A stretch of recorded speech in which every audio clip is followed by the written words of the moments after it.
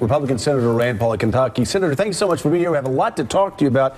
I want to start, though, with one of my biggest concerns about the new Republican Congress and the incoming President of the United States, and that is debt. It doubled under George W. Bush to about $11 trillion. It doubled under Barack Obama, just about to about $20 trillion. And the policies that I'm hearing, it sounds like it's going to double again.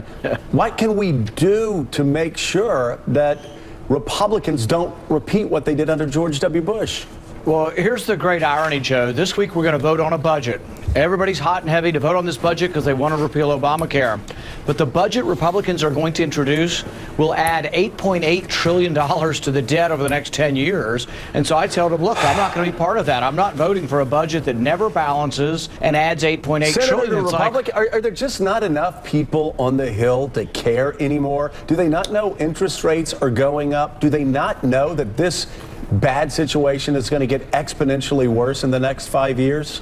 What I've told them is, look, I'm opposed to Obamacare, and I understand the need and the desire, and I'm for repealing it, but I won't vote for a terrible budget just to repeal Obamacare. If I have to weigh the two problems, I actually think the debt is a more important problem than Obamacare. As bad as Obamacare is, a $20 trillion debt, and now a Republican budget that will add $8.8 trillion to that is inexcusable.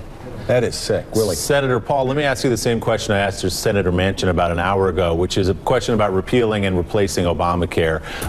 There are a lot of people in your state who are covered by Obamacare. There are a lot of people in your state of Kentucky who benefit from Obamacare. What do you say to them if Obamacare is in fact repealed? What happens to them? Well, the majority of the people who were covered in Kentucky were through the expansion of Medicaid and not really through the subsidized market. But what I will say is that there are big problems with Obamacare. One of the biggest problems is something we call adverse selection, which means we have a lot of people who are sick buying insurance and not enough healthy people. Right. That's why under Obamacare they gave us the individual mandate. My concern with repeal is they're going to repeal the individual mandate, and that top heaviness with sick people buying insurance at the last minute and healthy people not will get worse. Already, like North Carolina Blue Cross lost $400 million in 2016. My concern is that spirals out of control if we keep the feel-good parts of Obamacare, but we get rid of the individual mandate. So I'm very concerned about how this thing unravels. I do think there are some things we should consider, though. The biggest problem in the old system, as a physician that I saw, was that we linked insurance to employment. And so what happens is when you link it to employment, if I am only a self-employed person of one in my business, I have no leverage and I'm a pool of one, and so my insurance goes through the roof if I get sick. What we really need is to get insurance delinked from employment and allow me, if I'm an individual employer or I'm a business of one, you need to let me pull together easily with large groups so I'm a pool of thousands, if not millions of people, so I don't get this problem of jacking up my rates when I get sick. Is that on the table for replacement? Do you believe that, first of all, Obamacare should be repealed, I assume? Is that part of your replacement idea, and do you have support for it in the Congress?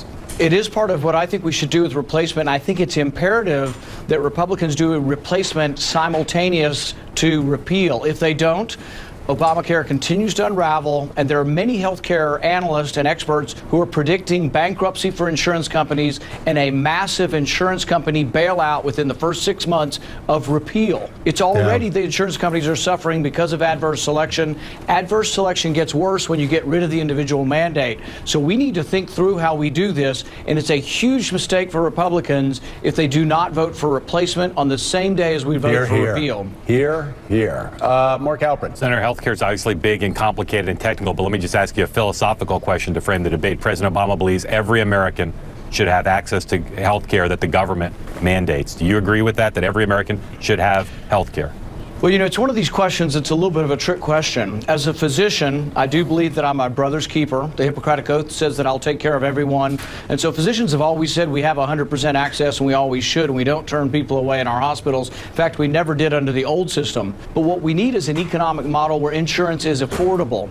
The one thing Obamacare did, and most people don't realize this, is it made it illegal to sell inexpensive insurance. So part of the replacement is you have to legalize the sale of all forms of insurance, including including inexpensive insurance. President Obama said, oh, I know better, and so I'm not going to let you buy what you want because I'm going to take care of you. I'm the all-powerful, all-seeing, all-knowing. But really what you want is to allow the marketplace to work and allow inexpensive insurance to be sold. That is part of the answer.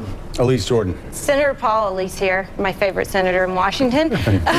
So how confident are you that Republicans are actually going to be able to come together and have a viable replacement for Obamacare when they repeal it? I think the interesting thing is that many of the ideas have been talked about for years. They've been put into legislation, and I hear these reports saying, oh, Republicans can't agree to the replacement.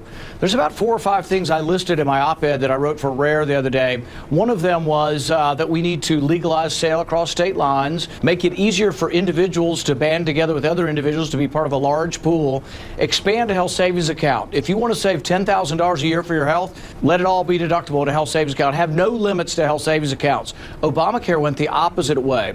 In the ideal world, everybody would buy insurance for their baby, and if their baby didn't get sick the next year, they'd increase the deductible every year, but they would put the difference into a health savings account. So the savers would be rewarded with very high deductible policies. It might be that half the public had a $10,000 deductible by the time they were 18, and that policy would cost $1,000 a year instead of $1,000 a month, and we get to a true marketplace where most people interacted with their physician, prices were mobile and went up and down, and you would actually have real competition like a real marketplace. All of that is possible if people understand the healthcare problem is an economic one. It's not some wonky healthcare problem that's unique just to healthcare. It's basic economics. All right, Senator Rand Paul on a very foggy Capitol Hill morning. Thank you so much for being